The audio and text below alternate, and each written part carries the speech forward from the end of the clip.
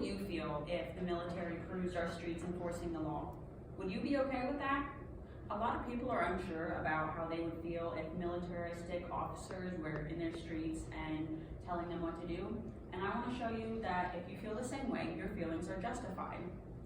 As someone who wants to be a police officer, it's really important that I research and understand the tactics of policing and know which ones do and don't work. And I have found that military policing does not make the community safer, is a waste of equipment, and weakens community relations. Overall, it's a dark path that leads to broken relationships and distrust.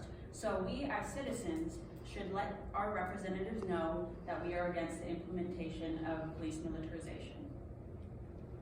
So, police militarization hampers community safety because it actually does not make the community safer. Political Research Quarterly in 2019 found out that an increase in police militarization actually correlates with an increase in suspect deaths. So, as police militarization increases, more people die. And this is most likely because people tend to have more violent reactions to militarized police or SWAT. They see the people with the militaristic gear and uniforms and they react violently to that, and then the police have to react with more force to their violent reactions and end up killing the suspects more of the time. The National Academy of Sciences in 2018 also found that there was a 6.5% increase of within-agency violent crimes. So not only is violent crimes increasing outside of the department in the public, but it's also increasing inside of the department. Along with increasing violence, police militarization is also wasteful because a lot of the equipment is often unneeded and a lot of it is actually uncontrolled too. NPR looked into police militarization and found out that a lot of the departments are getting this equipment for free, and a lot of the times it's unneeded. They're getting things such as 205 grenade launchers and $3.6 million in camouflage. Arkansas Law Review in 2015 found out only 4% of this equipment is regulated, so only 4% of it is being tracked, and we know where it is, and it was approved before the departments were getting it, which should be worrisome to us because the departments have this stuff that we don't know what it is, and they probably don't need it. Not only is police militarization wasteful, but it impacts the community too, because it weakens the community relations.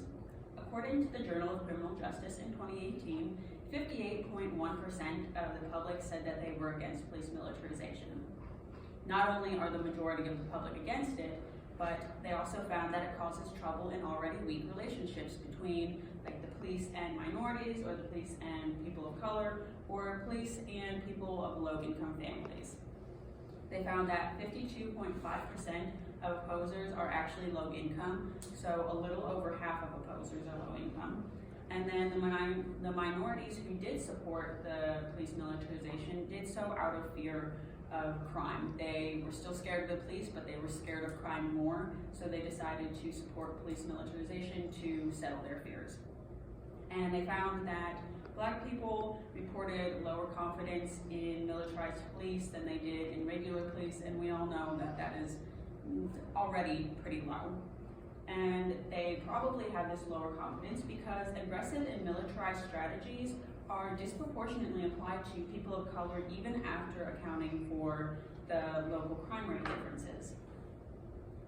Arkansas Law Review in 2015 also found that police militarization results in the incarceration of more Black children, and they said that this happens because more militarized police are present in schools, and this creates poor learning conditions for the children because it makes them more scared because they have pretty much soldiers in their school. And so because of this poor learning conditions, they take risk-seeking behavior or act out more, and they are, of course, punished for acting out. But they found that Black children are more likely to be expelled or even arrested as punishment for acting out than white children are. So this funnels them into the criminal justice system, and from there it's easier for them to enter the cycle of going in and out of jail for the rest of their life, which is already an issue, and we don't want that to happen more. Not only does police militarization break already weak relationships, but it creates fear in all police community relationships. This is because the military equipment creates perceptions of higher crime severity. So you will see someone in a militaristic uniform or with militaristic equipment, and you're like, oh, worse because they're having to resort to these measures in order to fight the crime. This perceived increase in crime creates fear. You're scared of the people around you now because you think that there's more crime around you. And whenever people are scared, they react worse. So you're going to react more violently to the police because you're scared of them, and you're scared of the people around you because you're steeped in this tenseness all day long. Now, people like to argue against demilitarizing the police by saying, well, there are no other good strategies, but this is false because community policing is a strategy that exists, and it focuses on building relationships between the community and the police in order to create a better relationship and make the place safer through trust. They will also say that maybe it's too hard or too expensive to demilitarize the police, but this is actually false because in the long run it will save the police more money because they won't have to pay for the maintenance of this unneeded equipment such as grenade launchers, and they won't have to pay the fees in court or restitution for people who sue them for acting out violently and hurting someone, hurting one of their loved ones because the person reacted violently to the militarized police.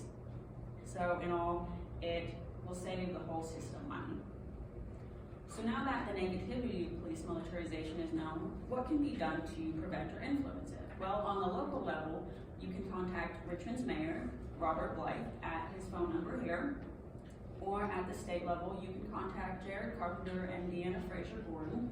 They are the representatives for our district, and you can contact them at their email addresses here, at this phone number, or if you want to, you can even email them at their legislative address.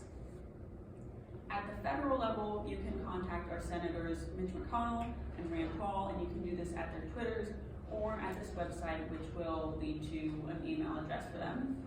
Or you can contact our representative Andy Barr at his Twitter or at this website, which will allow you to email him. So, in summary, militarization of the police is undesirable because it has costly effects on the safety of the community, is wasteful, and breaks already stressed relationships. Therefore, we should protest police militarization to our legislators to influence their decisions on militarization bills. Go write the mayor or your state and federal legislators to ensure that the relations between the police and communities have a chance to grow before they're stomped out.